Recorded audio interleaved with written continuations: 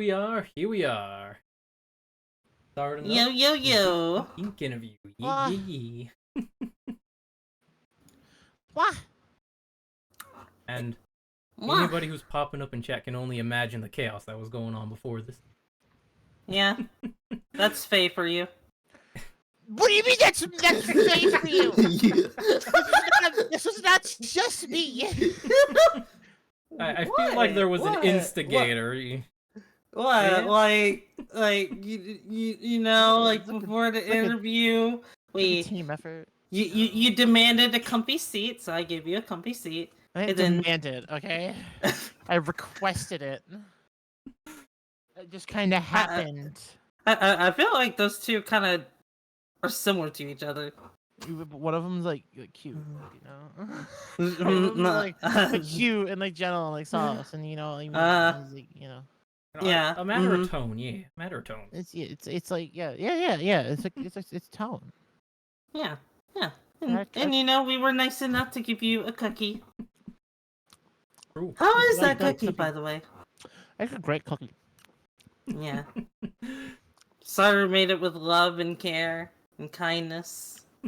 Bitch, I saw this thing get printed like 5 minutes ago. Listen, I've put in very caring instructions to the food printer. Use little emojis and everything to really make sure it got You across. think that could print me? Would it Things got print really you? quiet. Things got really quiet there for a second. I feel like like, that was like a really that was nice silence. You know, I was like that was shocking. You know, that's not what I expected. That was a wait a minute. What? What? I mean, I'm not sure it can cook, print up you that actually is you, but the brain's a little bit difficult. The thinking part. Imagine thinking. I mean, do you think? Food doesn't have to. So. Well, if you don't think, who don't think? Probably print you. Yeah. Well, there you go. Consider that horrifying thought. And I just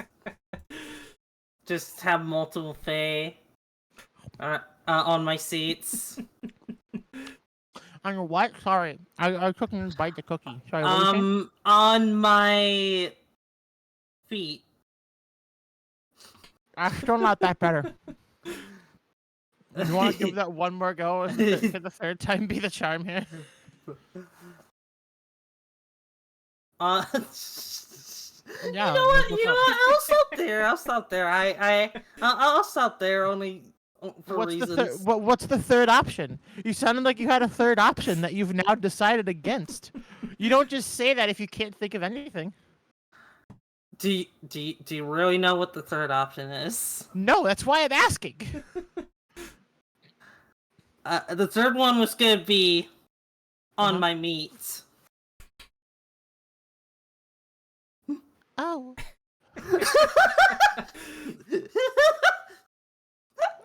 I see. Okay. Yep. I figured it out. Yeah. Okay. Yeah. Seems like you got across, huh? Yeah, the weather. Because the weather, you know, it's pretty cool, pretty crazy. Yeah, very crazy.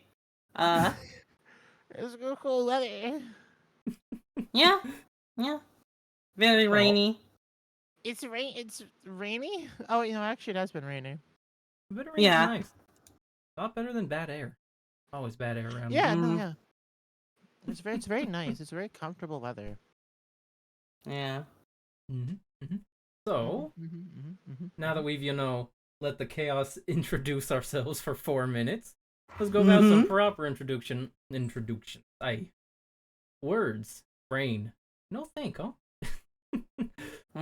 Imagine thinking. Thinking is for lamos, honestly.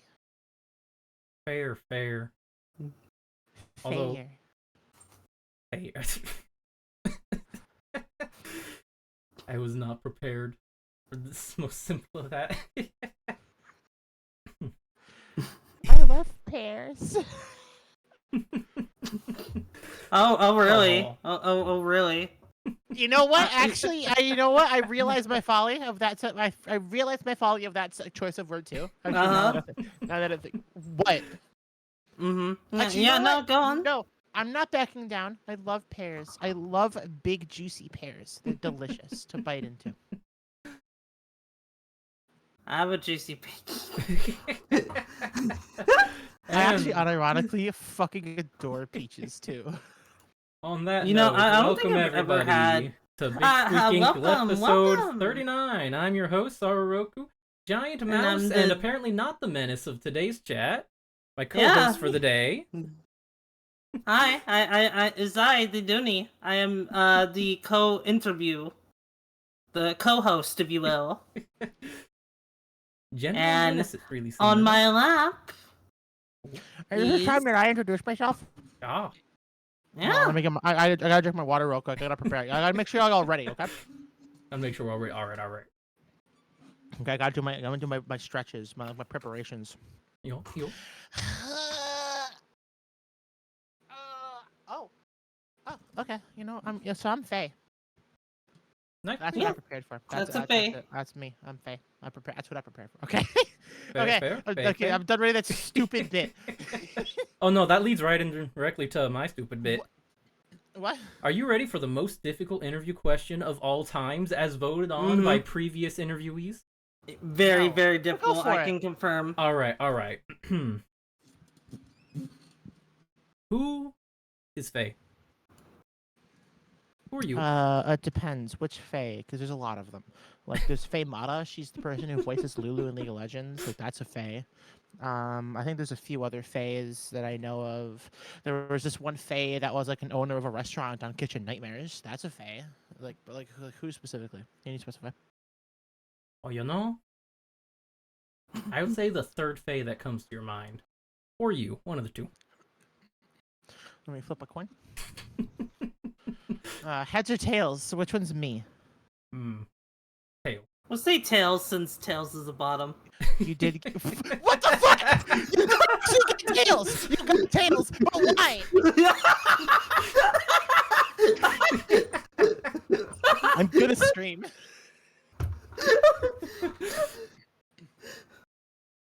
Okay. You'll get the spiel, and I'll actually give the answer. Hi, I'm Faye, or Disafae. I'm a cosmic sugar fairy of hope, an emissary of the shooting stars. I'm a very fun VTuber. I tend to play a lot of Nintendo games. I'm an absolute fucking gremlin. I'm a lot of things, but prime among them is happy to be here.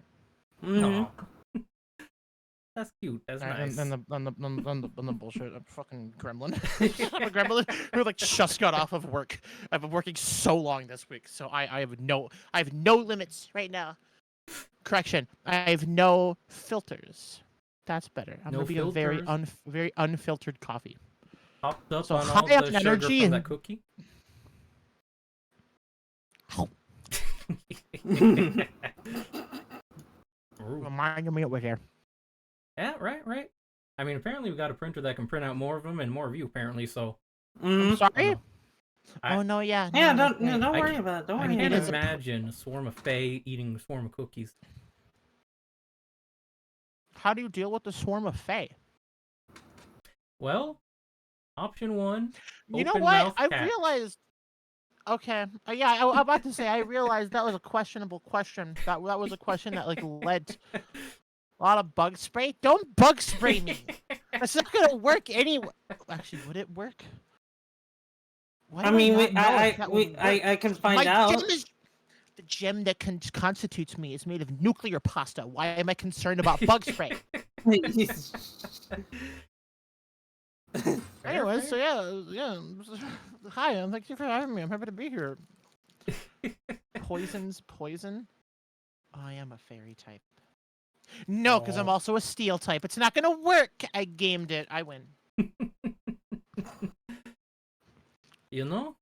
Sounds like we just need one really big cookie in the corner of the room, and then like a cardboard box to drop on top of. You know? You Honestly, can't yeah. piece of candy me. Are you sure about that? You need something different. Okay. All right. Here we go. I know how to do this. Okay. Wait, punching me would be neutral. I'm fairy steel type. I'm going to take pictures of my ass, print them, Okay. and then put them all under like I'm gonna lead them to a trail to a cardboard box. Are you gonna be? Why would I leave one to go to another? Are they different? Do the pictures increase in quality as you go closer to the It's box? a big jigsaw puzzle, actually. Yes. You have to get each of the pieces to form the complete picture. You know I'm telekinetic, right? I can just grab it from a distance. Okay, but what if I'm over there under the cardboard box and my ass is just kind of like pointing at you? And it's the real deal. Wouldn't you rather grab it with your actual hands? Wouldn't I have a way away from the cardboard box in that case? All I'm hearing is I'm getting 2 fairies in a box. One of them just might be in 2. I'm sorry.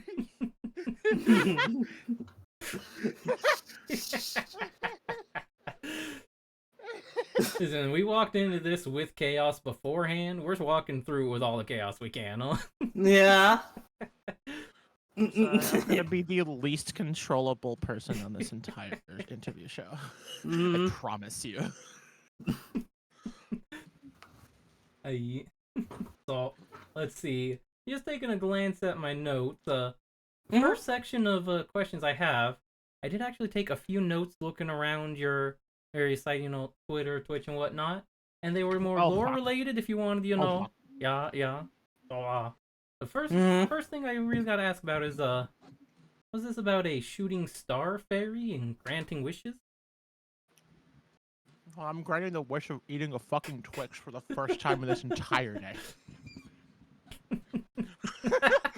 I'm sorry. I'm actually such a fucking gremlin. I'm actually eating a Twix right now. Good. This is why I'm the most and least fun person to fucking stream with. Okay. Okay.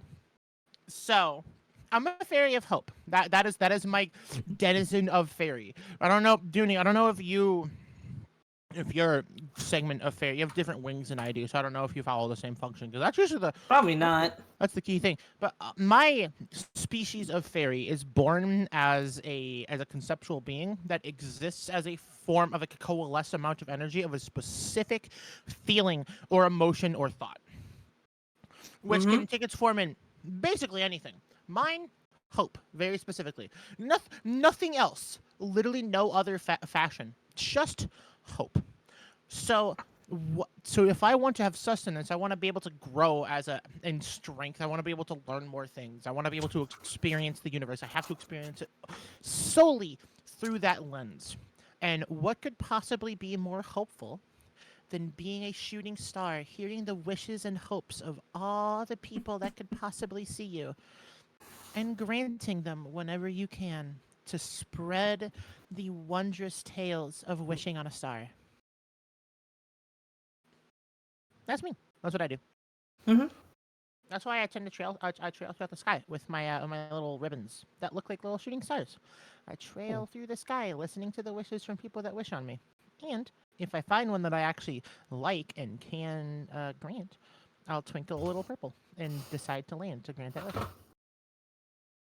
That's me. Okay. That's very, compared to the gremlin energy earlier, that's very cute and wholesome, huh? I'm a gem of many facets. True. Many Literally, faces, I have one in my back. Do I actually have a model that shows off the gem that I have in my back? I don't know. That's a question, no? Okay, yeah. What's the next question? Yeah. Next question. So is the gem like your true form then? Or yeah. My entire existence is basically a hard light existence.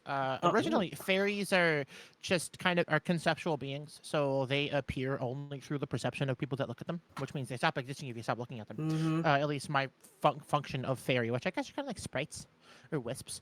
But the point is, I was kind of like that until I became as a being of hope in the middle of a very advanced civilization who saw me and all broadcasted and was collectively like, "What the fuck is that?" And for like basically years, the concept of that was studied until this gem in my back was created to anchor me in reality, but also tie me to the gem. So I am that gem in my back. Yeah, I can expose a picture of Gotcha. it in our little thing. Yeah. Which I'm just gonna upload my So, actual reference sheet, which is gonna have the gem in it. is there ever like, do you ever like poof back into your gym form? Like, if you were to like, if Yes, your fairy exactly like the Steven form. Universe. Gotcha. So if you were like crushed by a very heavy round object. Right. I could not imagine what you're talking about here at all. Yeah, Not not at at all, all. not at Yeah, all, yeah, not at right, all. yeah. You'd go I poop? think if it was heavy enough, I would. It depends. It's really hard to actually disrupt the light state because it's just hard light with a force field around it. It's really hard to actually disrupt that. If that were disrupted, I would poof into the gem because I would retreat into the gem to reset the field and then come back out. Well, sorry. It looks like I'm using your little building here as a testing ground for later. I see. Not quite hydraulic press I- testing, huh? I mean, I promise you, you're not breaking the gem. Well, I'm not gonna break the gem. You can I try just as want to hard break as you you. want. Flushed.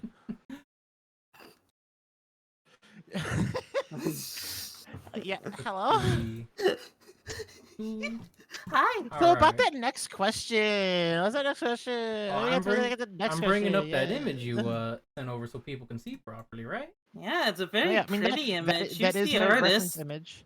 That reference image is done by Nox Ari. They're Mhm. a friend that I've known for a pretty long time. They're an artist that I've used pretty consistently. I can find their Twitter at some point.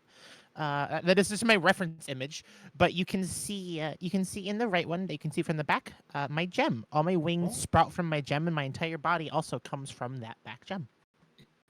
Ooh. But you can't see really deep into that gem. In the center of it is a literal black hole. In the very center of that gem. Oh, that's potentially ominous, but fine. It is a black hole contained within a gem-shaped, glassified piece of nuclear pasta. So it is a very intense gem that runs off of the Penrose process, which is where my light comes from. Which is why it's so hard to impact the light.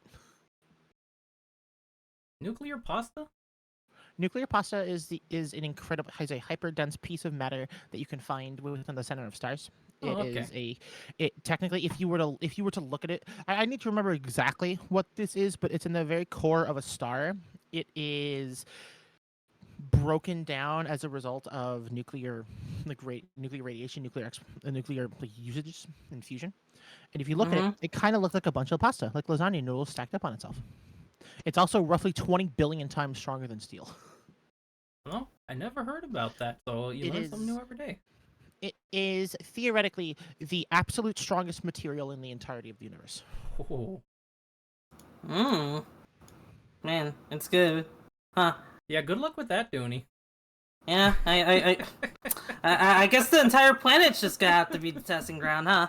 I promise you might still need more than that. To put this into perspective, you can consider the strength of a material to be how much force it can take per a certain amount of change. And you can consider this as the amount of stress you can apply to an object for it to actually deflect from its starting position to its ending position as a point of strain. Steel takes about 215, we'll roughly say 200 gigapascals of force, which is 200 billion newtons of force to bend it a meter. For this, it is 10 to the 21st. Nuclear pasta is ridiculous. I'm a nerd. Sorry, that's like the big thing about me. I'm a gremlin and I'm a nerd. So now you got me into nerd mode. So and I'm gonna tell you about nuclear pasta.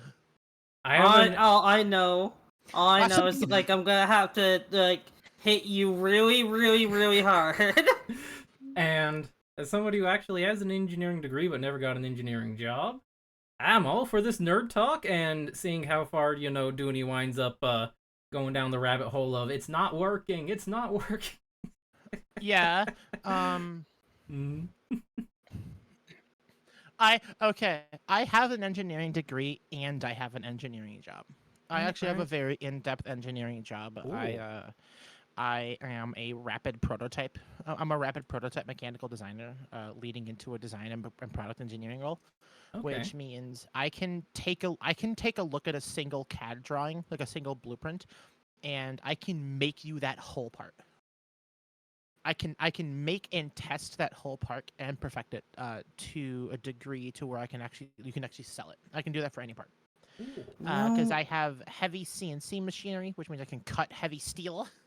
I can model it, I can test it, and I can program it, and I can build it. Damn. I feel like engineers, like being an engineer, is a really popular job because I am friends with lots of engineers. Apparently, my girlfriend is even an engineer. There's a lot of types of engineers. For myself, I am a mechanical engineer. Mm-hmm. The thing I can build is your car. Fair. I know a lot about, aerodynamics in space, but I also know a lot about not having a job in it, so, I haven't used those numbers in a while. I just substitute teach now and be like, this is not what an engineering degree was for. No, but substitute teachers are so cool. Like, you're helping people learn in the cases that teachers cannot do for that day. Like, you're literally helping people. That's really fucking cool. And some students make it worthwhile. Other students, I got stories if you want to get into that later. I know one of those stories. That sounds interesting. I might take you up on that later. But all right. Question before I continue talking about nuclear fucking pasta. All right. Well, let me just take a glance at the notes and get us back onto something resembling a track then, huh? Mm-hmm. All right. Let's jump to the next category then of roughly speaking, your experience with streaming is going to be related to this. So, first and foremost, are there any major positive or negative moments you've had in your time streaming that you'd like to share? So my time streaming has been kind of a mix of two things. I started out helping Danny, who's in chat right there, Catbox Danny. I started out helping her a lot with streaming in general. And a lot of my positive moments actually do end up revolving around her. So when I first met her, she was a very tiny streamer. Hold on, let me just. She was a very tiny at the time when I first met her, and I didn't even start at the moment, but we just kind of interacted a lot, and eventually we started working together for her stream because she was streaming from a very, very weak laptop. Honestly, I'm surprised that the fucker could run. Yeah. And she will tell you that laptop was trash. It was worthless, but it worked somehow, which is very impressive. So we worked together to help her stream a lot more different things and build up a group of people that we kind of rally around us, a group of friends, a lot of which are in chat right now, like Fancy and Wilson. Mm-hmm. It was an i3 with integrated graphics, which is painful. Yeah. Until eventually, roughly after I want to say maybe 8 to 10 months, 10 to a year, I would say closer to, near the beginning of last year, we finally got together and set up the ability to build up a goal for Danny to get an actual streaming PC, an actual PC to play games from and stream from and work from. One of the highlights of my streaming comes from making that happen and getting her from her i3 with integrated graphics that's on the death's door to a fully functional working ready rig that a bunch of people were able to help support to get her to that point. And that's one of my high moments, is being able to help people like that, and the community that was built around that is a community I cherish every single day. That's really nice. Mm-hmm. Don't often get stories about people helping each other out that much directly in just these circles, so actually really nice to hear. Yeah. Like Danny's in Danny and Faye's community, I can confirm is pretty wholesome. I just go in there to cause some chaos. You were definitely chaos. I can say that. Trust me, I'm not exactly the most perfect non-chaos being. I'm definitely Oh, a you're walking not. problem. You're not. You're no. After I feel you're- I've kind of detached from that area. It's kind of a lot more wholesome, but I had my mark. Yeah, you're the devil to Danny's angel. I'm also the angel to somebody else's devil because Oh, I'm a no. fairy, and bitches, us fairies are diverse and capable and able to do whatever the hell we want, unless it is to lift very large things, in which case I can't do that.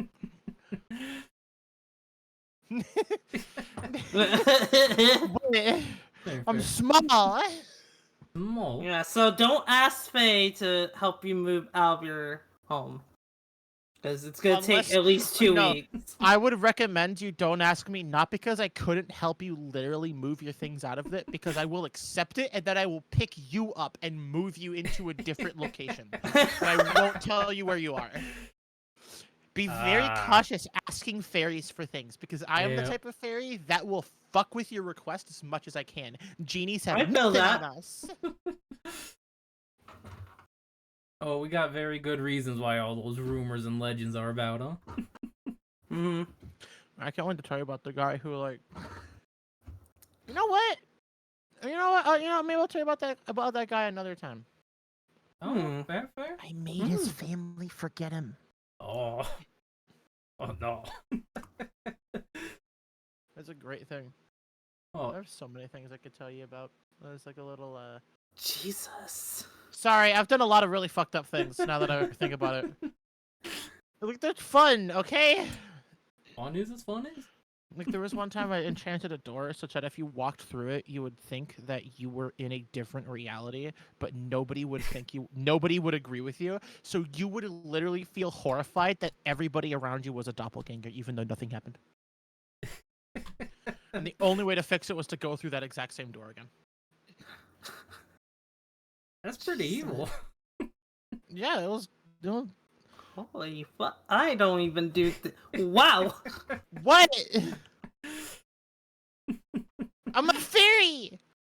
This is you were like a human that were taken into being a fairy, right, Tony?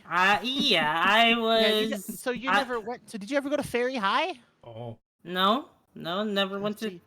This is what they teach you at Fairy High. That's Enchantment 203. Yeah. I mean, I do my fair share of trickery, but I once created a teapot that it was always full of a delicious smelling tea, almost an intoxicating ambrosia-like scent. You could never drink it directly from the pot. It would only pour into specially made teacups. But if you didn't if you didn't ask the teapot for permission and thank it when you were done pouring, and ask for permission to drink from the cup, and then thank the cup, the tea would be replaced with pure sewage. Smelled the exact same way. That smelled the exact same thing. It was not at all different in the smell, and it was specifically intoxicating to people to not do that. If you did, though, it was a very healthy tea. But if you did not show proper respect, it was a very dangerous drink. Jesus. You know what? Saying that out loud, it's like not that good of an idea. Actually, now that I'm saying it, now that I'm like processing through it, that was no. Y'all never heard. Okay, so I'm an Irish fae. Yeah. Checks out. I see that checks out for Sorry. Yeah. Yeah, I'm a fae from the Irish legends. That is my location. So this is very normal for us. Maybe even more on the tame side now that you mention Irish Fae. Yeah, like this is very lowballing it. Yeah. On the other hand, I can still understand why Russell's teapot might actually exist with that teapot having come into contact once. Somebody probably just sent it right up in his face, like, no, get rid of it, too dangerous. Yeah, that did happen to that teapot. Like, well, one of them got thrown into the ocean. Luckily, it was asked permission before it got thrown into the ocean. Good, So good. it pours like a very light stream of a very nice smelling, refreshing water into that ocean. So it's actually a positive thing, but it's not as bad as something. I've literally heard. Okay. I had this one buddy in high school. She was horrifying, but she was really into. She was a fairy of war, which is a great thing to be a fairy of. Really great, honestly. So she was insane. She once made this sword that was like a perfect sword. It never rusted. It was an incredibly effective weapon. But if you didn't wield it the right way, every single wound you inflicted on it would instead be inflicted on your body precisely 3 days after you put it down. Oh. Holy shit! What? It's not my idea. It was hers. What did I miss out on Fairy High? Well, this one was Warsmithing 202. Wow, sophomore year was fucked up in Fairy High. Now that I think about it. Man, you know what I do to people is a lot more tame now that I'm thinking about it. Because all I do is it's like if they enter my forest and they're disrespectful and they're being asshole, I just kind of shrink them smaller than me and keep them. Yeah, places. See, the issue is for Fairy High is we learn the fairy custom of being very eclectic, vindictive, and prissy. Those are the three things where being disrespectful suddenly has very wide-reaching definitions.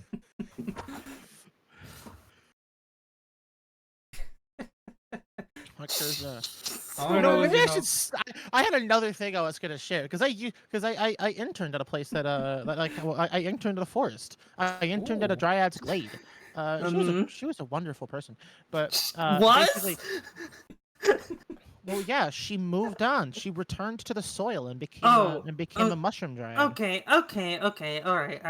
When you become a dryad for a few thousand years, you have to return to the depths of the soil and decompose, and then get a new. Anyways, okay, all right, gotcha. She moved on. She moved on a few 100,000 years ago. But how the fuck long has it been? I don't know. I interned at this forest. It was a very cool. It was a very cool cool forest location. Very pretty. It was rather wide-reaching forest. Honestly, it was autumnal for most of the time, but there were very set trails in the forest, and the rest of the wildlife were to be kept peaceful. And if you ever stepped foot, I remember this very clearly because I had to deal with 3 people that did this. If you ever stepped foot past the boundary of trees, you were supposed to sink partially into the soil until whatever you stepped foot in there would decompose and rot and become part of a tree that would bloom there, and then you would have to remove yourself without that limb across the trail. And if and only if you completed the trail without that piece, you kept going through the trail, and you paid your due respects at the exit, you would receive the limb back. I was the person that was on give it back duty, so I had to be the judge of whether or not they were respectful to the forest after the effort. That's a pretty efficient way to actually keep forests going, huh?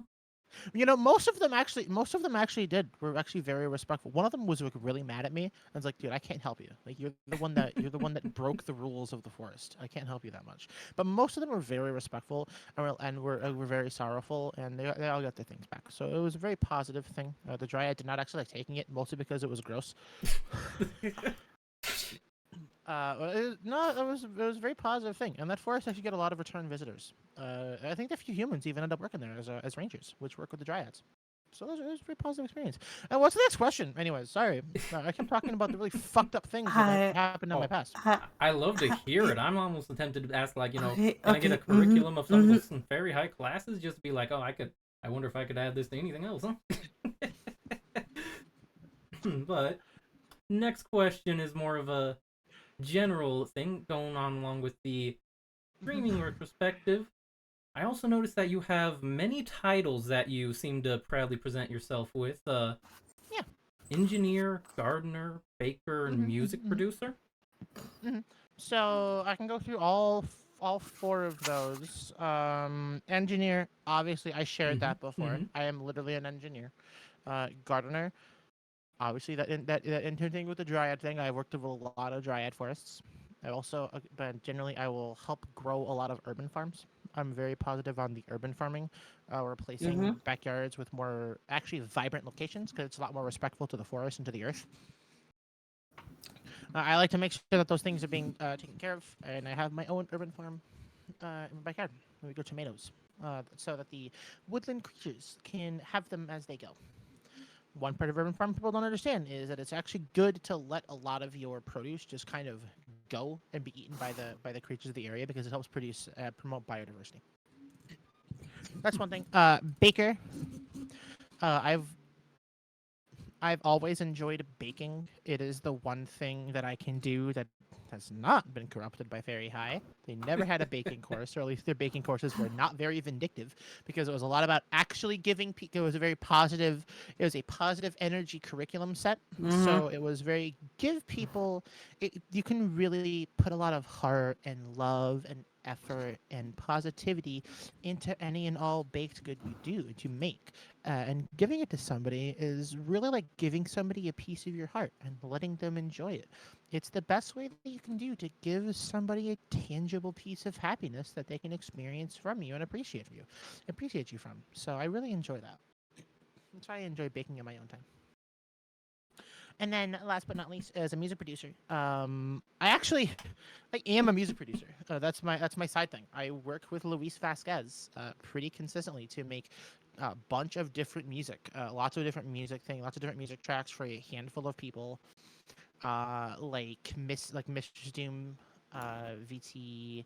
Let me pop in here and see some of the ones that we've worked on more recently. I believe I've worked on a handful of them for Prism Splay, Mhm. if you know them. Yeah, so like I said, Doom, Red Claw, Tiffany Witcher, a good chunk of a lot of VTubers, not typical VTubers, a good chunk, a lot of really positive VTubers we've worked with, to actually make music tracks.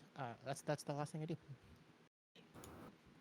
Mhm. Now, I'm not too familiar with what all music producer like embodies as far as the process. Could you step Mhm. with just a few more details for that for me? So, between Luis and I would wait. We're both producers, but I would wager Mm-hmm. Luis is more of a like the actual sound engineer producer, and I am an assistant producer, and I'm also a bit of a vocal coach on certain things. Not most, but on a handful of projects, I will be in the call, guiding Luis and like how like where we can add specific things, refining the music. Typically, a music producer helps guide either the engineer or the artist into producing the actual art form that they have in their head. We help translate from the person's head onto the actual like sheet so we can get to the end goal. Because if you'll notice with any kind of art, I imagine you can think of a very beautiful picture, but you just can't get it down onto paper. And you can imagine an artist could figure out your picture and get it down onto paper.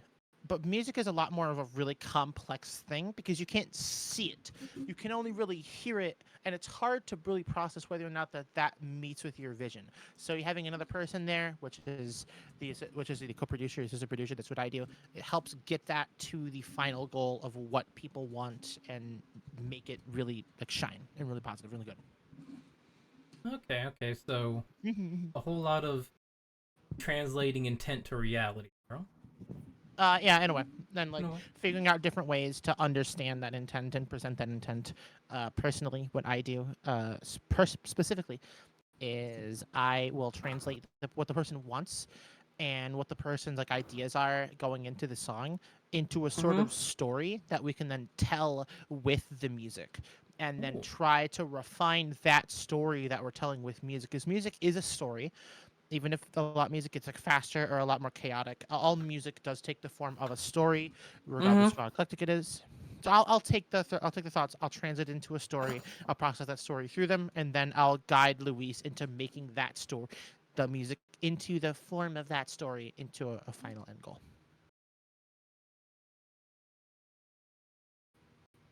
And no, that does help me wrap my head around it a little. It sounds like it's a huge thing that you do there, though. I would say Luis does more because Luis is the actual person that's in the recording studio, actually recording like the actual like things. I'm kind of just the person that's like saying, "Hey," I say, "What if you did that instead? I think that would fit better if you did this instead." And then I'll do a small thing, and then they'll be like, "Okay," and then he'll run with it. So he does a lot of it. I'm very much an assistant. I have a different way of thinking about it, and I have a good way of thinking about it. That's what I do. That's the music stuff, though. Fair, yeah. Okay, keep walking into that one.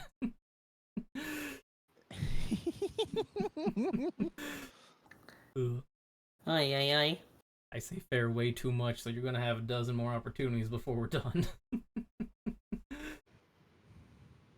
All right. Let me see. A couple other notes to touch on.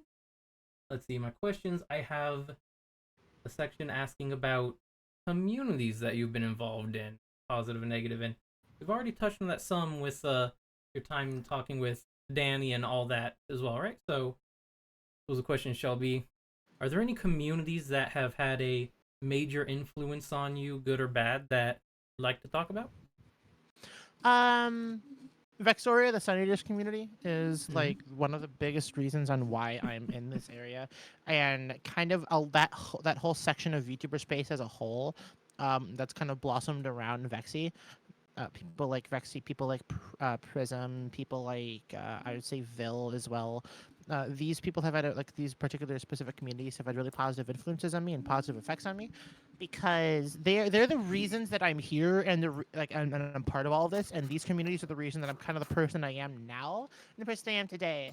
Like everything included. I mean, like the positivity expressed by those communities and even just by the LGBT community as a whole is one of the main reasons why I even transitioned, why I decided to do that. So like I would honestly wager a very positive thing. It gave me the confidence to be a girl. So very generally good. Yay! I would say that's good. Very good. I would also say that's good, because I have tits now, and those are fucking awesome. Right. And tits now, are freaking amazing. I have tits. You have tits. Yeah, now instead of being this fucking like sad college dude who doesn't know why everything feels weird, I can just be a goth chick, and now I feel so much better. It's weird to say. It's honestly for me. It's weird to say that I ever was a guy though. And it's weird to say that. Because I wasn't. I feel like it's weird for all of us. Yeah. I guess I never really was. I just kind of acted like it, and it wasn't really correct. Mm-hmm. Now I am what I am, which is a fucking D-cup goth chick.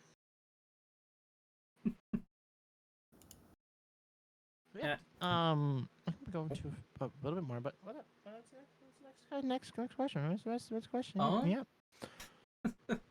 Oh, the next big note I've got here is looking back in your time across various communities and your time streaming, is there anything that you wish you heard earlier in your time, just in general? Well, not particularly for me. I took a pretty good amount of time to get into everything. I was actually very patient with stuff, so there's nothing I really wish that I had heard earlier. Besides, like, as an autistic person, I kind of wish I would have known a little bit. I always want to know a bit more earlier about the things that I'm autistic about, so that I could process social situations a little bit better. At every point, but besides I that, feel that. I just very. I'm pretty content with where I am at the current moment. Fair. I suppose another way I could frame the question to try to get a different answer would be: is there anything that you would say to someone that's going through any similar situations that you have that you think they might need to hear?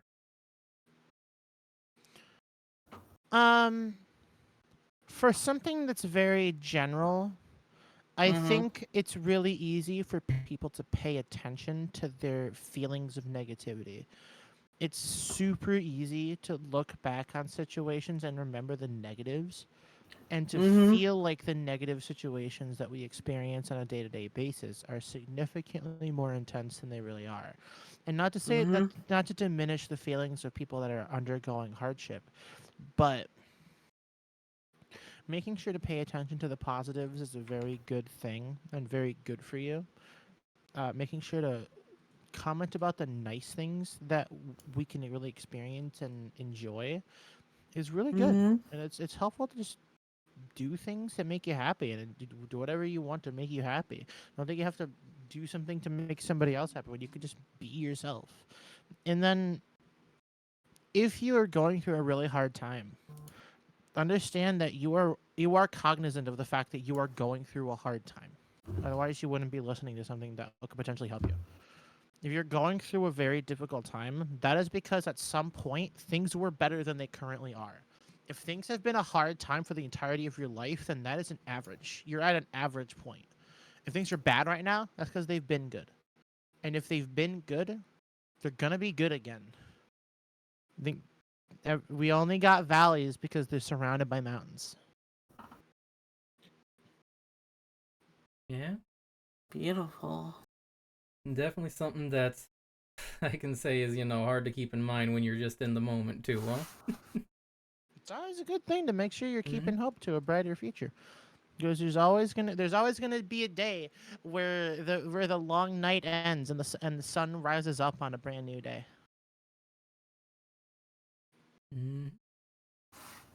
Always something to look forward to.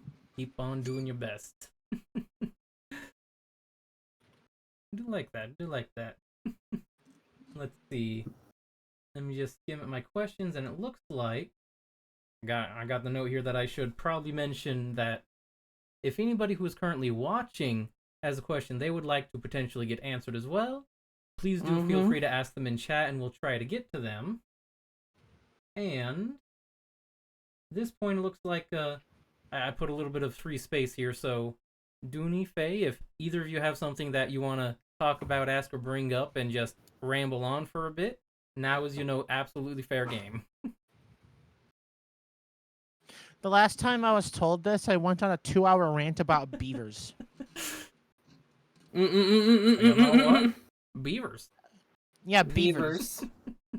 Y'all heard about beavers? I've heard about them in passing. They're so cool. Did you know they're nature's engineers? There's so many cool things that they do. Beaver dams are just so really cool. They live like in and around the beaver dam, and they use it as a way to actually live. And they build things like bridges and dams and little floating homes. They're they're so cool. They're just a cool animal. I love beavers. They're a cool little animal. They do cool stuff. Isn't like I remember hearing this in high school, but it was I forget what it was, but I think it's beaver anal glands or whatever used for shredded cheese. What? What? That's what I remember hearing in high school. Can you break that down for me?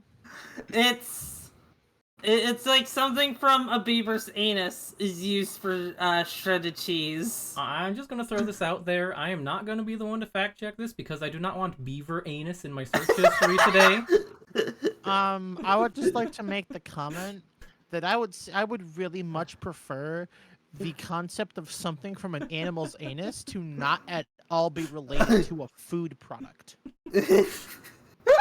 I'm not saying it's true. It's just something I heard in high school. I'm looking this up. Beaver anal gland. We're gonna finally figure out whether or not this is wrong. Oh. No, it's not shredded cheese. But it is a thing. Oh. Okay, it is a so thing, okay, there's a handful of things that are kind of disgusting here. Vanilla and raspberry flavors might be enhanced by castoreum, a mixture of anal secretion and urine of beavers. It's ice cream. It's vanilla and raspberry flavors. Oh. It is natural flavoring, according to the FDA. Which, I mean, I guess. So it's right about the beaver anus, but not Just right not about the shredded- shredded cheese. The cookie is for me to eat it, Wilson. Fun fact, did you know red dye is made of ground up beetles? Oh, really? Yeah, beetles. Sorry, so desperate for someone to change the topic. No, my brain was just processing for a whole moment. They're like, oh. And just like, So what is actually in cheese is fucking wood sawdust. that's what I was thinking. Okay, I remember that now. Yeah, that's what I was thinking. Oh no. Why did I get that mixed up with beaver anus? Whatever. Oh, there's rat hairs in chocolate. Oh, no. The FDA allows 1 rat hair per 100 grams in 6 100-gram subsamples of chocolate, and 60 insect fragments per 100 grams in 6 100-gram subsamples. Oh, that disgusts me. I am so sorry. Why the I did not mean Did you to make me do this? I didn't think there would be a rabbit hole. I just said we were talking about beavers, so it's just like, there's a random thing I You was made me told go about in down high the school. hole. I just Went said down that the beaver sentence. a-hole. Oh, And I what we want you to found there say was it the to me. I gotta FDA. Go down the fairy a-hole. I mean, what? Oh yeah? Oh yeah? Oh yeah? Yeah, yeah. That's a much better thing to do right now than whatever the fuck we were just talking about. Alright. Well, I know I've got a very big, complete different tone of question than that my girlfriend usually likes to ask people during these interviews. So, Okay. I'll bring Yeah, up I'm the listening. Romeo alignment chart, or the Romeo mood chart, for everybody real quick. Let's see. What? Let's see.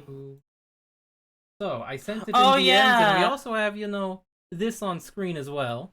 So, my girlfriend would like to know which mood of Romeo you feel like. Let me think here. I would say aware of your fate. I was That is- thinking the same exact thing. For me, huh? Yes. For So you. what's the fate then? Clearly, you're aware of mine as well. Yeah. What is your fate? I don't know. You Fate? tell me. What is my fate? You seem to know it. I'm aware of it, but I want you to say it. You want me to say it? Are you sure? Yeah. A surprisingly popular choice for anybody who's being interviewed. To be Well, aware of their... let's just say Is it actually? there's gonna be an Yes. extra word after Faye after I'm done with you. Pluck.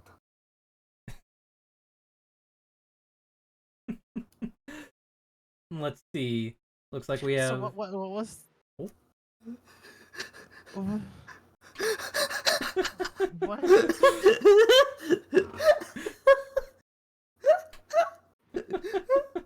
What was the word? I didn't fully. Book. No, not stupid. not book. Stupid. Not book. Yeah. A plug. Like, you know. Ow. Ah! Oh. Man, I didn't think that would hurt you. The concept is shocking, one might say. Mm-hmm. It's a very absorbing concept here. Could be used to make peaches bigger. Yeah. So next question. We got the next question coming in. I believe this Yay. question is directed at me, but we could put it on the table for everyone as well. From Dreaming Hanu, are you a monkey? No, I'm a mouse. Although this 2D model is not, fully customized to it. But You know, mouse. it's so funny. It's so funny. Just a quick side tangent. I remember like when I first met Saru. He was in my Dead by Daylight stream. Like first time I met him. Like it was about I want to say like 3 years ago at this point, or almost 3 years ago, which is kind of crazy. But just like he showed up my chat, he's like, "Hey, I've been aware of you for some time," and I'm just like, "Oh yeah, nice to meet you, Soroku." And I don't know what led to this, but I think it's just like I think I might have been like, "Oh yeah, your name kind of reminds me of a monkey," and they're just like, "Oh yeah, that's." I think it's like where the Roku comes from. No, that's the Saru part. Saru's monkey. Saru's monkey. Yeah. Saru is monkey. And I was Actually, just like, oh, honestly, that's so cool. I felt like the name was phonetically similar to Sun Wukong. It does kind of get that vibe. No, It does, yeah. Saru is Mouse Wukong. Also, hi Sharku, how's it going? Speak of the devil, and there she comes. Hi, Sharku. How's my favorite giant shark girl? So, that's Sharku popping up in the chat. That's my girlfriend who presented the Romeo chart, by the way. Mm-hmm. So, Hello. Yeah, we went with aware of your fate, both of us. I am very aware of my fate. they are very aware of their fates right now. Very comfortable lap. You're soft and plush. Yeah. Alright, let's see. Glancing about. Well, I don't have too many, more solid questions set about, so how about some of those tangents we set off to the side? Let's see. What were some of the things we said, maybe later? About I think it was like something about like stories of like when you were teaching. Yeah, that was one thing. That was one of those. So, I think at some point you wanted to hear. I don't know if you wanted to hear more about the two things that I went on two tangents about. I don't know how willing I am to talk about the second one. if you're willing to talk about whatever the first one was. Okay, one. I want to say the second one. I feel like my talking about it very high was a bit questionable for Dooney here. I feel like she felt like she was missing out, or horrified, maybe both. Both is good. And then the other one was the engineering stuff. But I want to hear about the substitute teacher story. All right. A lot of talking about myself. Yeah, I want to hear that. We have like a whole grab bag of them. Positive, negative, and on the negative we go from disappointing to why are you saying this to school to that kid's probably from an abusive household. I don't know. How many stories do you have? Well, there's 5 really quick ones right off the top of my head, and I could just keep going the longer I wind up talking. Okay, that is completely fair. Please tell me the fourth one. The fourth one, let's see. I think the fourth one that comes to mind usually is when I was substitute teaching for a math class. One of the teachers I had in middle school was like, oh yeah, they know I can do the math, so I get the job reliably. They know me and all that. And there's just this one kid, extremely obvious kid, with a dozen pencils falling on the floor. And pencils just keep getting thrown at me the moment I look away. Mm-hmm. Yeah. So anybody with the brain cell, pieces 2 and 2 together, right? Big, fat kid throwing pencils at the substitute teacher all day. Well, I come back to school, a week later after writing up the whole substitute report, and I learned that kid got expelled. What? Oh. For pushing Really? past another teacher to punch another student. Oh. Yeah, like straight up, I want to punch that guy. I will shove the teachers out of the way and try to go punch that guy. Ah. And yeah. This was like, what kind of school was this? Same one I went to. Relatively good neighborhood. A little bit of diversity, probably not as diverse as could be. Lots of gates everywhere because all the fences and everything. Was this like a middle school or? Oh yeah, that's the middle school. Yeah. You. See, gotcha. It actually reminds me of something that happened at my middle school. That that very similar story happened at my middle school. And except that I was the victim. Oh no. Oh. Okay, well, that's concerning. I remember like happening. one time sir was talking about like a kid like trying to pretend to be a raptor and jumping on top of his books, and I'm just like, oh, that's kind of cute. And so it's just like yeah, it's cute until you have to be the one to deal with the situation. And I was like, well, it could be worse. You could be dealing with a kid that like that could be just like trying to hit the other students with their entire desks, like I did when I was in elementary school. That was like kindergarten, first grade students, and it was a few steps away from oh no physical danger for a lot of other people. A kid actually did that in my elementary school too. They threw their whole desk. This was first grade. Oh, they threw their whole desk at the teacher. Yeah. I'm fortunate I haven't had a desk thrown at me. Yeah, I had really bad like behavior issues back then, so I was just like, I'm just gonna just demolish you with this desk because you made me angry. Oh no. You have 2 questions. And we do got some questions in chat too. Both of them from N. So the first question, there was a huge international explosion that incinerates all technology. You have the power to save one gaming console from complete disaster. Who do you save? Console or company? Company. I read console for some reason. The text jumped in my brain and had autocorrect. You have one company to save. Who and why? That... I guess it depends. Is everything else just completely destroyed? It sounds like it. Like, all technology, but one gaming company. Well, you couldn't really pick a company that's like a subsidiary of another company because you wouldn't be able to play their games. You're basically forced to pick a company that either makes their own completely unique hardware. Yeah, and I'm thinking like, what company is technically a game company that has the widest reach of technology to preserve? Huh? So for me, I would say the thing that comes to mind is either Nintendo or Sega. Nintendo, because it's Nintendo. they make a lot of games that like make me happy. Sega, because Sonic the Hedgehog, and that's only one thing. But I'm a big Sonic fan, so it's just like, nah, I gotta keep on having the Sonic. I don't care what else Sega does, just keep making Sonic games. Breaking news, Sega wins the console war through total annihilation. More at 11.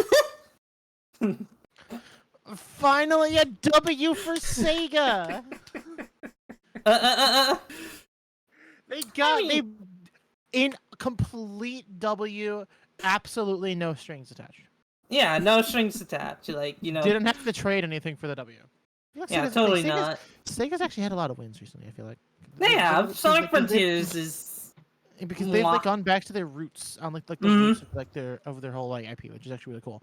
I feel like if you saved Sega, like, congratulations, you have the games, you can't play them. But at least the concept is still there. Yeah, but like we would remember them, so they're still there anyways. Yeah, but and then IP law doesn't exist, so anybody can make a Sonic game now.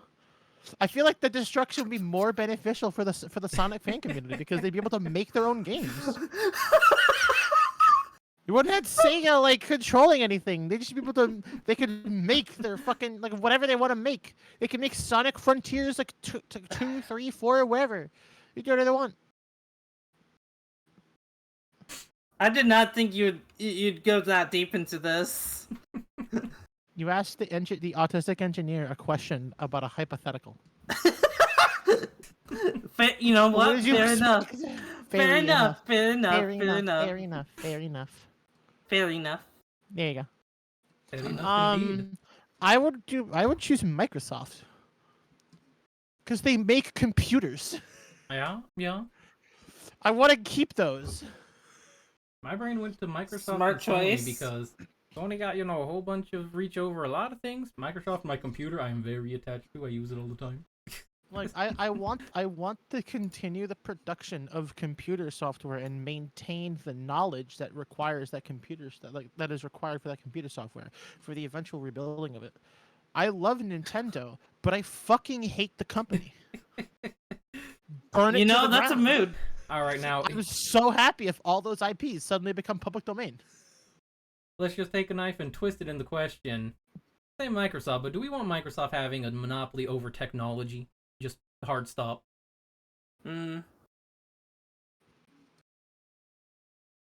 I guess it depends. It depends on like the situation. Because it's either you have Microsoft have a monopoly over all technology, or you don't have the technology. Which is better? How Dude, sharp are your pitchforks? Microsoft basically already owns the PC space, like generally. So like, we all know what the Sonic fans would self-create. Yeah, I can't wait to see the 30 dating sims that show up on the fucking Xbox store. Super excited for that. I mean, I would play a Sonic dating sim. You say would as if you haven't. And that says it all, folks. Yep. Come back next time for getting Dooney to secondhand admit that she has played a Sonic dating sim. Sorry. I should definitely fix that. You have to at some point. It fits. It's like it's a rite of passage. Especially if it has an OC creator in it. Ooh. I hate that I just gave you a stream idea. Oh, I'm gonna see you post pinks in your server about doing that in like a Discord channel, and I'm gonna have to join. I'm gonna be like, hey, find me Sonic dating sim so I can stream this. After you do that, can you do a Sonic dating sim OC tier list where you get all of your friends to go into that character creator and make a Sonic OC for you to rate on stream? That sounds engaged, and that's good. See, this is why I was such a good help for Danny. I'm a content farm. I got ideas. I'm an idea girl, really. Okay. I gotta throw this one out there because Shark said it. Can't wait for Sonic.exe 36. No. That. Oh my God! Speaking of changing the subject, I believe there was a second question. There is. From in. Speaking of school stories and fights, either as a student or a teacher, what's the best or worst fight experience you've ever had? I got into a fight with a kid in an art class with box cutters. Yeah? That was it, yeah. We were threatening each other with a box cutter knife. Yeah? That was it. The teacher was there, and she looked up. She was like, I'm not fucking dealing with this. And she just looked back down. Oh, no. Let's see, best or worst fight experience. I feel like all the fights I've been in have been pretty bad. Oh,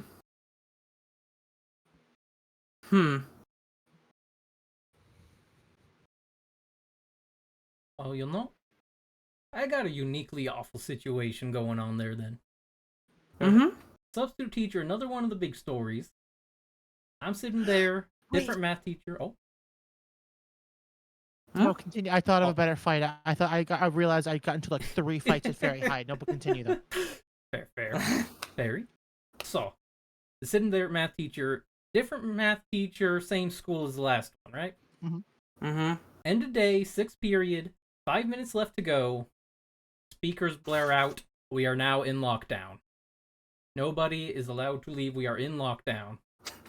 Nobody knows what's going on. The rumors are there was a guy traveling in the alley between the schools that was carrying a gun, but we don't got actual news on any of that.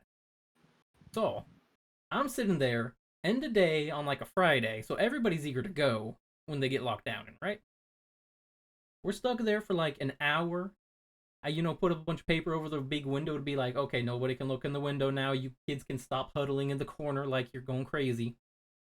And this one kid starts going so stir crazy, he busts out a belt and starts slapping it around. Whoa! Yeah. I mean, okay. And Like, was he trying to hit people with him? he was threatening people, walking up on them, slapping that belt around. I had to, completely separate that from the people, and all that because, they got locked up for like an hour after, and they didn't want to, fear the poop bucket because the poop bucket was the alternative. Nobody was out going to the restroom. They needed to use the toilet, that was their only option. Suffice to say, another kid expelled. Yep. Jesus fucking Christ! God! So yeah. Why did they ask, like, what is your worst school stories? Like, what if you're a fucking substitute teacher? You have so much to draw on. True. Jesus! But on the other hand, there have been at least 2 kids who have drawn me in some capacity. One of them, middle school art is pretty good. I use that art as, a BRB screen on stream for a while. Aww. So, there's some nice stuff. They said best or worst, but let me scroll up. Best or worst fight experience. See, the problem is that, like, I feel like I've never been in a best fight experience. What's a good fight? Like, What constitutes a good fight? what? Where, like, an easy win? Or a fight where you come out on top? Well, I definitely came out on top of those situations. I got paid for that day. True.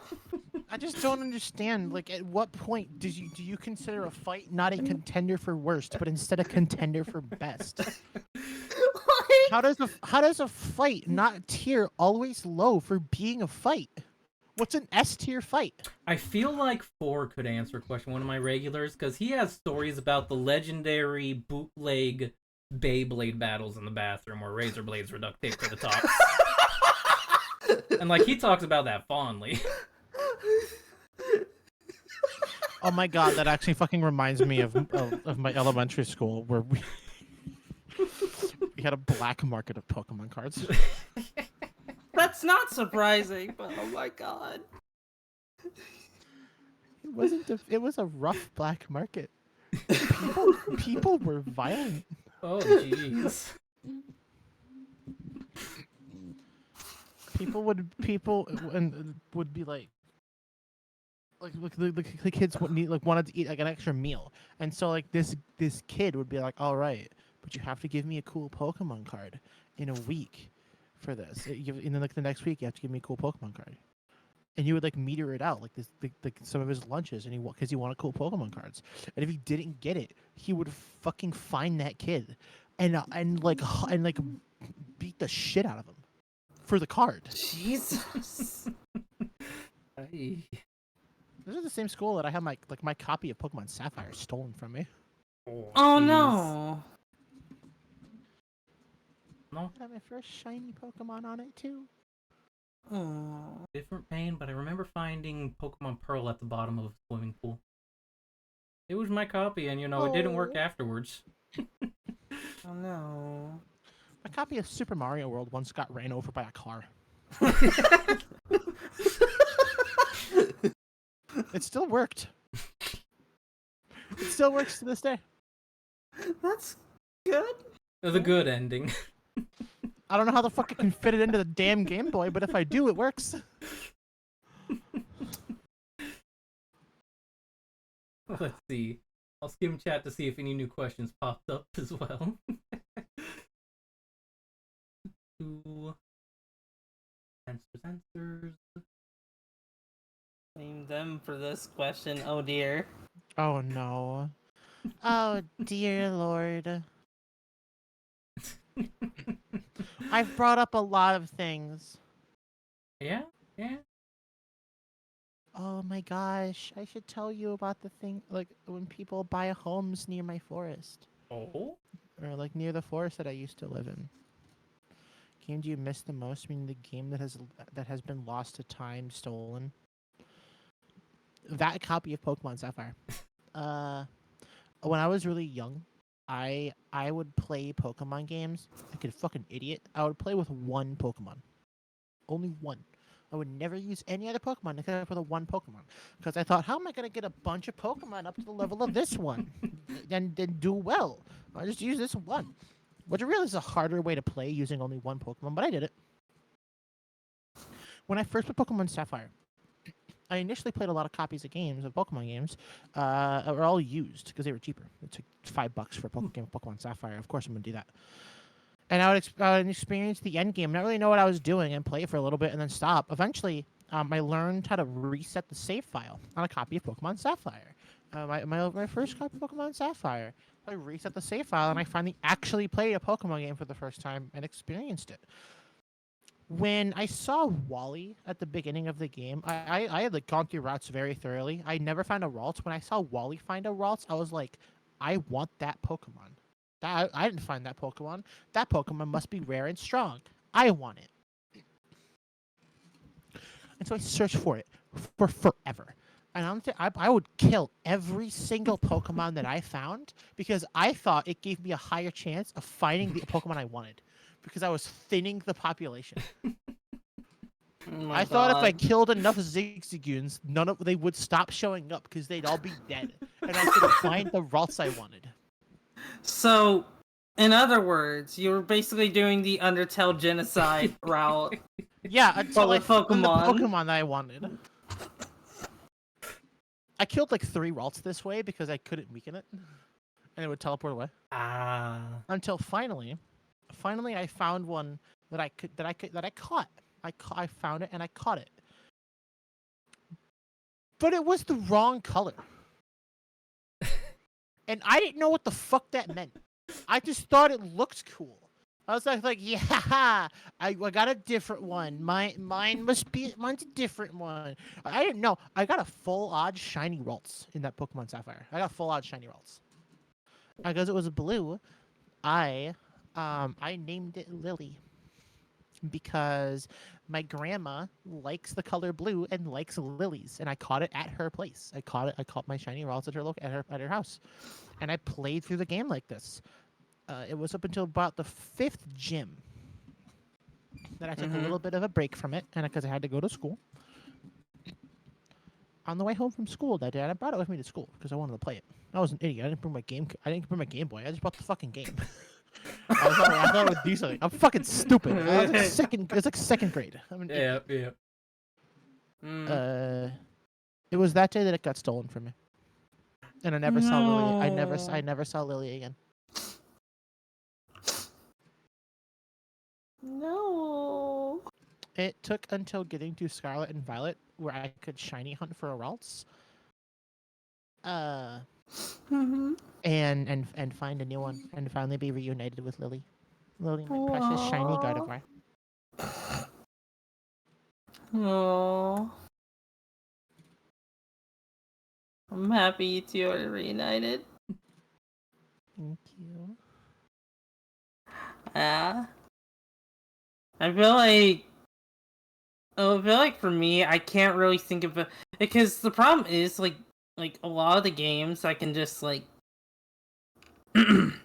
emulate nowadays, like from my childhood. Like I'm struggling to think of like one I wouldn't be able to. Like, well, maybe like 360 games. So I'm struggling to think of like. Well, actually, there's a fair bit. Like I'm trying to think. Yeah, I just.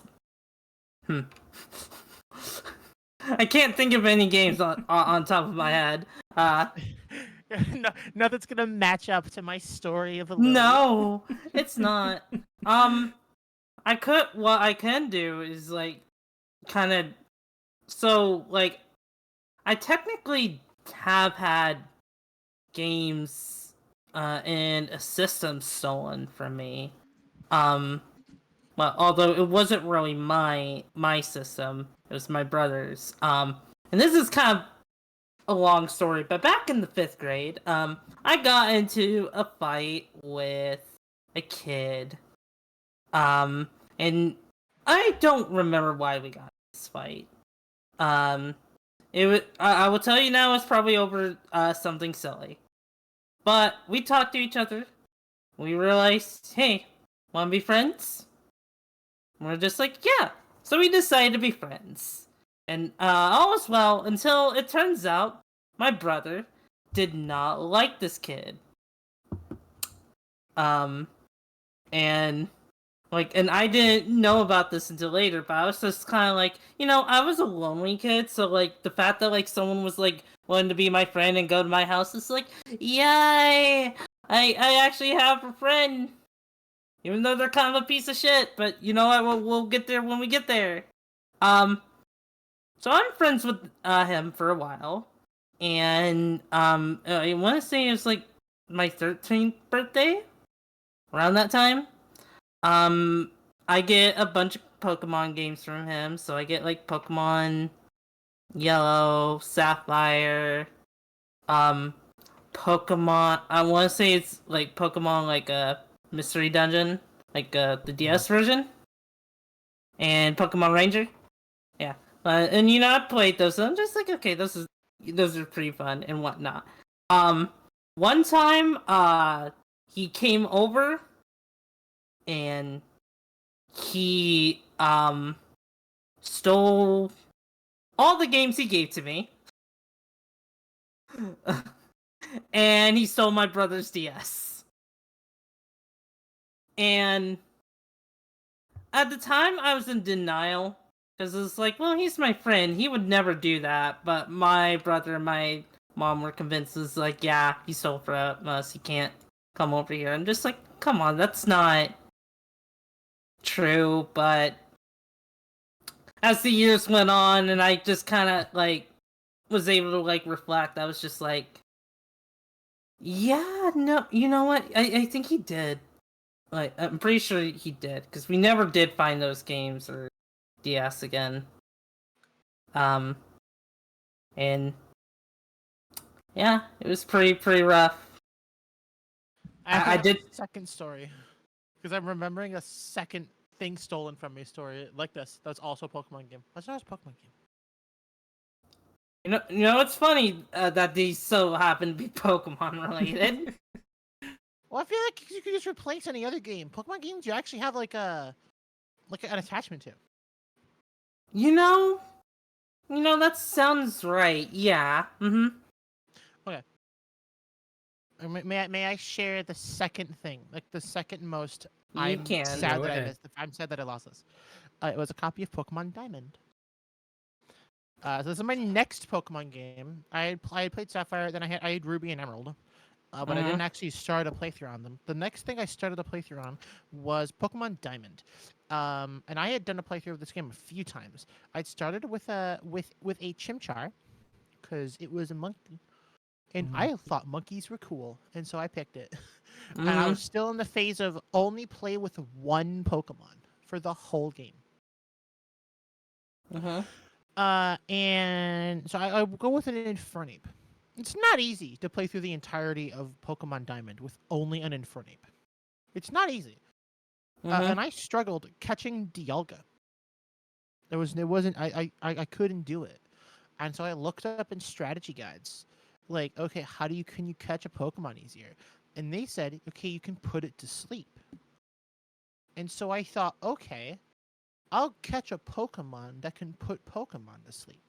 And this strategy guide had like lists of moves that the Pokemon could learn.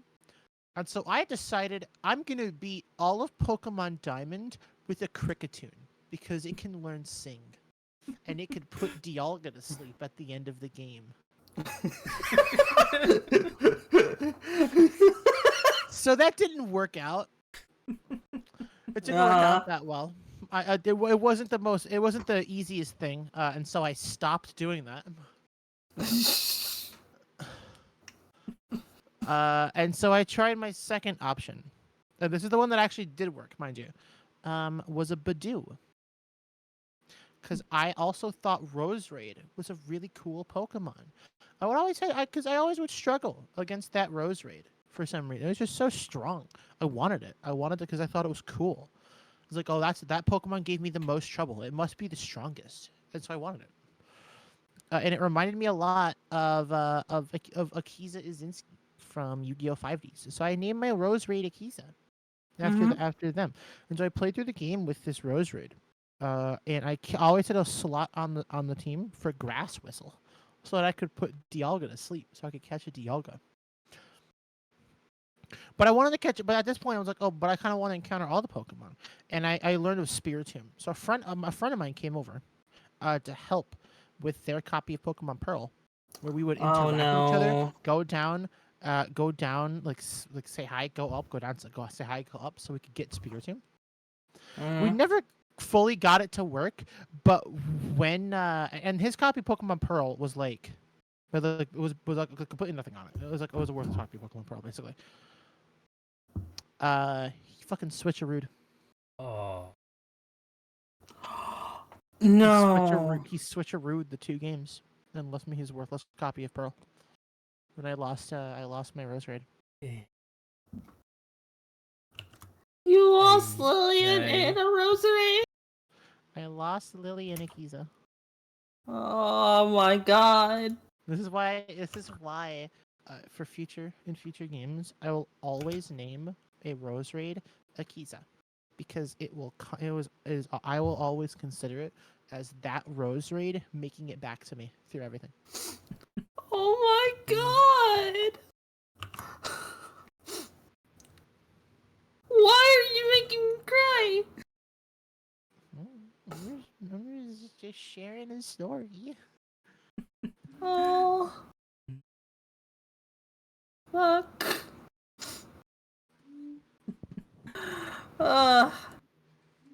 It's good to know we both had it rough, apparently. Yeah. Growing up. You know, growing up in the Midwest is rough as fuck, yo. Yeah, I also grew up in I grew up in Indiana. Okay, God damn it. Mine's a bit worse. Chicago. Oh no! I remember going to college in Chicago. One of my favorite things when I was playing games online with friends was the latent sounds of Chicago, also known as police sirens blaring down the road. Because I went to college right next to the South Side. Right next to when the town got pretty bad. I think the closest there have been at my college campus when I was going to college. At the time that I was there was at one point a shooting, a fucking like a gang violent shooting, literally a block away from the campus. Jesus. Basically on the road that I lived on at the time. It was a block down. I could hear the gun. That had to be terrifying. I was like, at that point, I wasn't even terrified. It was midterm, so I was like, can y'all please fucking shut the fuck up and take your fight to the McDonald's? It's 2 blocks down. Get a McChicken. Shut the fuck up. I'm trying to go to sleep. Man, all gang wars would be solved if we just like gave them McChickens. That is not what I was describing. I just want them to get the fuck away from me. I'm going to bed. I know, but listening to that shit. The building I was in was made of steel. They ain't getting through it. I promise you. Steel and concrete. The thing was built like a prison. It was quality though. It was a quality place. Oh, sorry. Okay. Sorry. Did you have a game story that you wanted to share? I apologize. As far as game stories, I don't got any stories about things really being stolen from me. I got one that's kind of tragic, but is not lingering in the brain too much for me. I got one that's just probably, mildly funny. So, the mildly funny one I am the very, very low-grade villain of this story. I'm yeah. So I'm like kindergarten, first grade at most age, and I'm over at my friend's house. And friend has an older brother, and the older brother's friend's there too, right? So, as kids do, they scatter around the house, do whatever they do. I'm, watching from the hallway as someone's playing a wrestling game on PlayStation. And then they stand up, cheer, and run off to get their friend after they just got through a big fight and was like, I haven't gotten this far. Check it out. Me, being a little child, was like, that scary man on screen. Button makes scary man go away. But...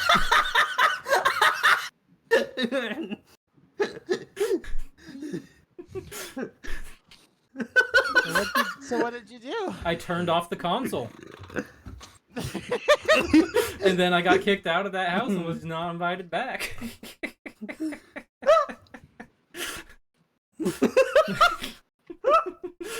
Button scary man on screen. Button make man go away. Click. I told you, very low grade villain in this story. Let's see. I guess the other one that's more tragic is had a Game Boy once upon a time, and the eldest of a lot of siblings. They like to take my stuff, and I wanted my Game Boy back when my brother, took it. It was like, hey, I didn't say you could play with it. Could you give it back? They run across the room, run all the way around, and one wall in this house is the decorative rock wall. Oh no! And that's where the Game Boy got thrown. And right into the screen, that rock went. Goodbye, Game Boy. No. Rest in peace. But yeah, those are my two big stories, probably. Huh? I remembered something about the Pokemon Diamond story. Oh. So obviously, this was a really I've had that thing for a while. It's a very long save. Because it worked. I got the Dialga. Mm-hmm. On that save file, it was because I had a copy of Pokemon Ranger, but I didn't just have any copy of Pokemon Ranger. I had a new copy of Pokemon Ranger. An untouched, fresh out of the box copy of Pokemon Ranger. If you know anything about Pokemon Ranger, you know something very special about it. Each copy of Pokemon Ranger, each specific cartridge can provide one specific thing to copies of Pokemon Diamond, Pearl, or Platinum. Dooney, do you know what that thing is? If it's for Pokemon Diamond and Pearl, I'm only going to imagine Pokemon. It is clearly a Pokemon where from Pokemon Ranger you can transfer you can transfer one special Pokemon from a Pokemon Ranger copy once per cartridge. Gotcha. Okay. A Manaphy egg. Oh, okay. That was on this copy of Pokemon Diamond that got switcherooed from me. Oh, no. Wait, so... Motherfuckers stole my Manaphy. Oh my god! These kids just keep on stealing Pokemon! I've lost 3 Pokemon. I have lost a Keys of the Rose Raid, Lily, at that point a Gardevoir, and a fucking Manaphy. Were these kids like the children of Team Rocket? Motherfucker blasting off again. So that's my loss. That's my thing of loss. I've shared my 3 things. Thank you for giving me a lap to share it in, Dooney. No problem. It's it may be covered in tears, but it's all good. It is okay. I got them back in the end. Now I'm the one making money. I can fucking buy a copy of Pokemon Diamond if I want to. Hey. Although I don't think I can get another Manaphy egg. Well, I did get a Manaphy egg for my for my Shining Pearl copy because there was a distribution for a Manaphy egg. Oh. But So I wish hi I could- Hans. I Just wish I go, could don't get a mind. Pokemon Okay. Ranger one. Hmm? I love a Pokemon. I'd love to get another Pokemon Ranger Manaphy. Mm. I'd actually love the process of just getting all of the Pokemon games and playing through Mm. them to get a living dex for every single Pokemon game. That'd be really cool. I'd That's a big love to do project. that one day. I just have to figure out where to start.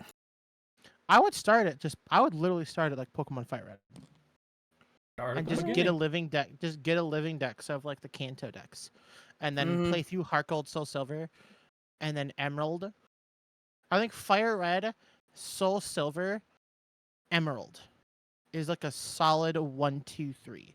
Let me because I think you can get a lot of the Pokemon from that.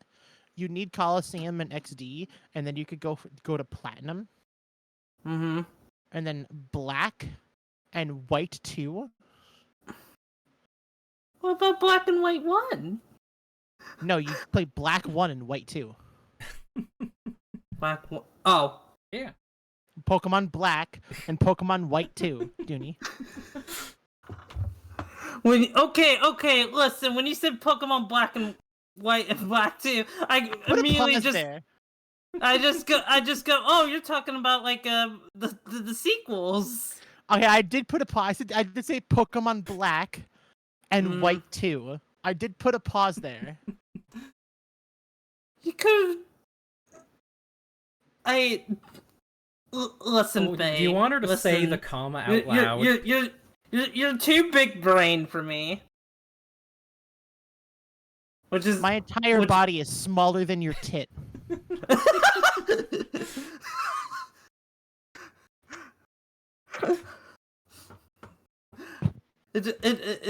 it just means like your brain is like a very smart microchip. Yeah, that's fair. I do have my English guy in there. So, anyways, I probably also play Pokemon X. I love Pokemon X. Oh, I love Pokemon X so much. I don't think I really got to play Pokemon X or anything like that. My brother did, but I didn't. I love it. I love every Pokemon game. I am a little let down by Scarlet and Violet, but everything else I adore. Yeah, like Pokemon Black and White is easily my favorite Pokemon game. Mostly because it's my first, so You're so I'm base biased. for that opinion.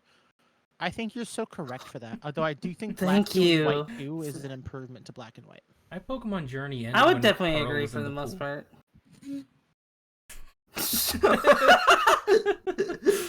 That was my last Pokemon game. Right into the water I went at some point, so you know. My adventure drowned, apparently. I'm just imagining like all the Pokemon you had at the time. They're just like, yay! Hey, he said he's gonna go play with us again. Wait, what? Why is there water? Why is there water? Why is We the need to get SS out Anne there. sinking? Wait a second, we were off the boat, right? Like, no, this place is get filled with water. We're not water type Pokemon. We're gonna drown.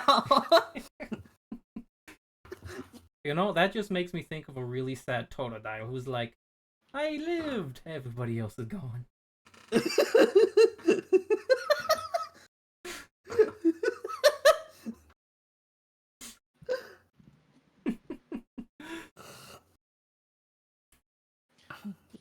Do y'all have any more questions for the Ming?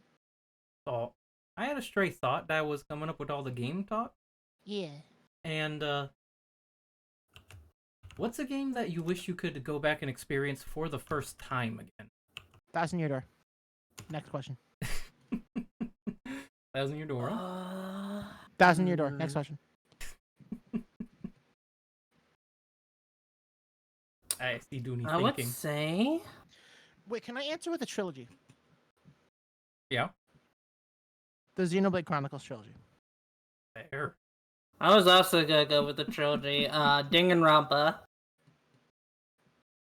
Only because, like, having first experiences with those was pretty wild. Fair.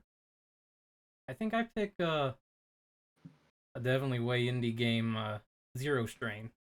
basically a one thumbstick bullet hell shooter type of game where it's like, I Mm-hmm. really like beating it the first time. Playing through it the second time does not give me the same feeling of, progress and learning and growth, huh? Mm-hmm. You know, I got a question. Oh. What are y'all's are these y'all's favorite games of all time, or is there a different answer for that? Are we talking like specifically like the ones like we answered with earlier? Like, Yeah, like the ones you basically just answered with. Like, what is your favorite game or game trilogy of all time? If assuming it isn't what you just said, and if it is what you just said, why? That's my question for y'all. Now I'm interested. My favorite game of all time. our favorite game trilogy of all time. Yeah, game series, whatever. Mm-hmm. I feel like if we're looking back, is like it's in the past and I won't revisit it, but it's something that was my favorite for the time. I gotta go with Splinter Cell, Chaos Theory in particular, because I love sneaking around and being like hee hee hee, and then all the tactical espionage and spying and shooting all the light bulbs. Mm-hmm. Light bulbs. I remember.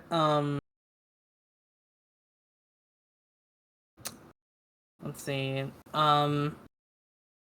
So like in terms of like a favorite game of all time, that's hard because like I can't go with absolute favorites, but just like if we're talking like one of my favorites, Mario Galaxy's up there, much to its dismay. No, that's a fair. There's Mario Galaxy's fair. I love, Is yeah, 2 also up there? 'Cause I feel I like never really played 2. God, you would love 2 if Mario Galaxy is one of your favorites. Mario Galaxy 2 was actually intended to be a DLC of Mario Galaxy. That was made in post production because they didn't want to stop making Mario Galaxy, but they had to release the first game. So they just they kept working on it and made the second game and released it as its whole game because they couldn't stop producing it, and they had to be cut off because it was too fun to make Mario Galaxy. I believe that Mario Galaxy is great. Let's see. A bunch of Sonic games would be up there because I'm a Sonic nerd. No. Whoa. I'm gonna throw an honorable mention out there to Diner Dash. Diner Dash? Yeah, the old Diner Dash game. You're you were going Diner around? like the place, or Yeah, dine like or like an option? Diner like the place, and you're dashing around as the waitress. Getting orders, getting the food, going back and forth. Okay. Yeah, like that occupies far too much of my childhood brain. Apparently, right next to all the Mario and UN Squadron. May I answer my own question? Yes. Because mine is the thing that I said. It is the Xenoblade Chronicles trilogy. For a very specific reason. Because it is the game that implanted the idea that first implanted the idea of even being transgender in my head. Oh. Ooh. Okay, which game?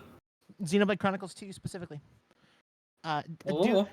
Have y'all played this game? Have y'all played any of these games? I've played let's see. I want to say I got a good bit into Xenoblade 2. I have heard the legends. Yeah. That is there is a character in Xenoblade Chronicles 2 that is very much predicated around the idea of being kind of an outcast and trying to find a place and a group of friends to really call home and to fight for. And she has this whole character. When I say she, you'll know exactly who I'm talking about, probably.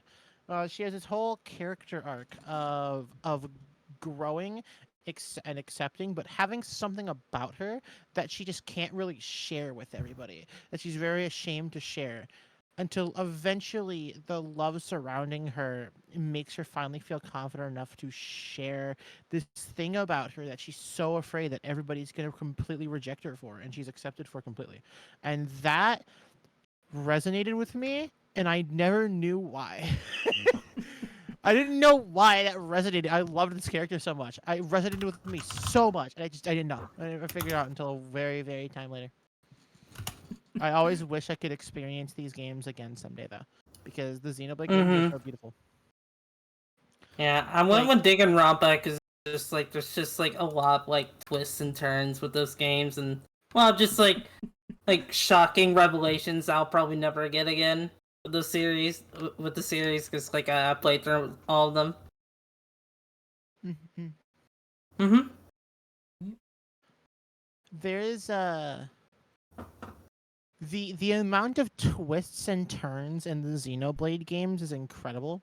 I've actually I've streamed Mm-hmm. all but the first one. So I've streamed Xenoblade 2 and Xenoblade 3, which I believe are the two best ones.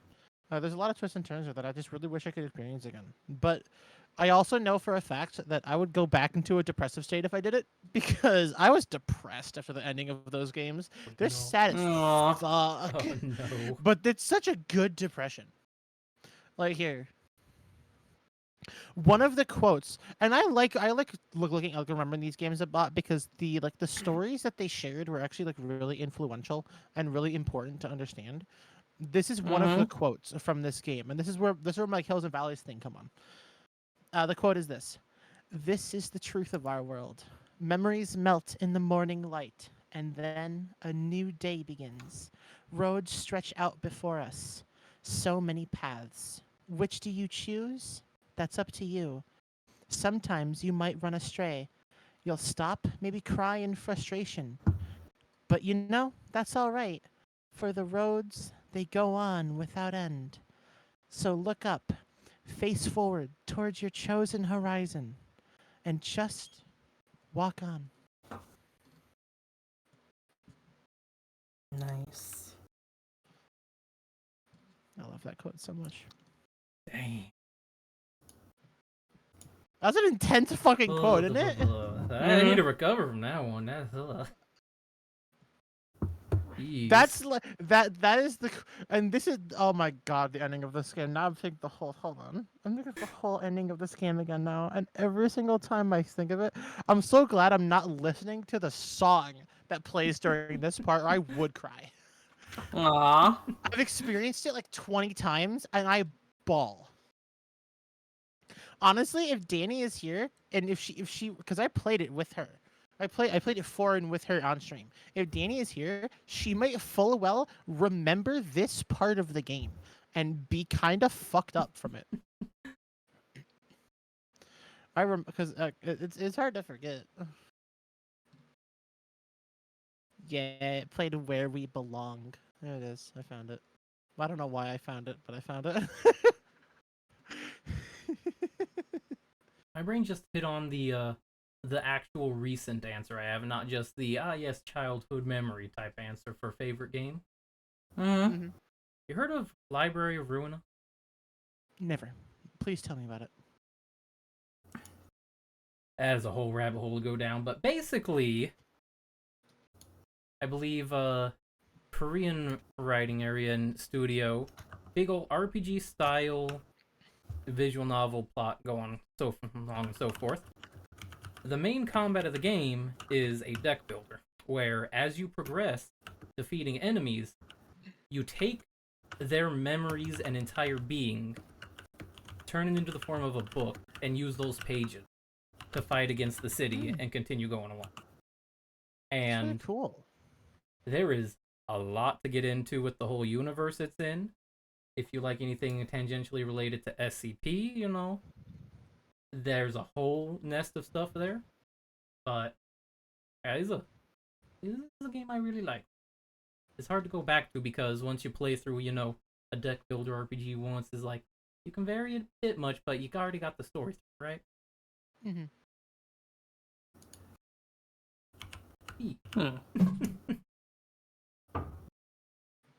And also I get a point at Shark and be like, you introduced me to this, and you know, my girlfriend then goes hee hee hee and all that too.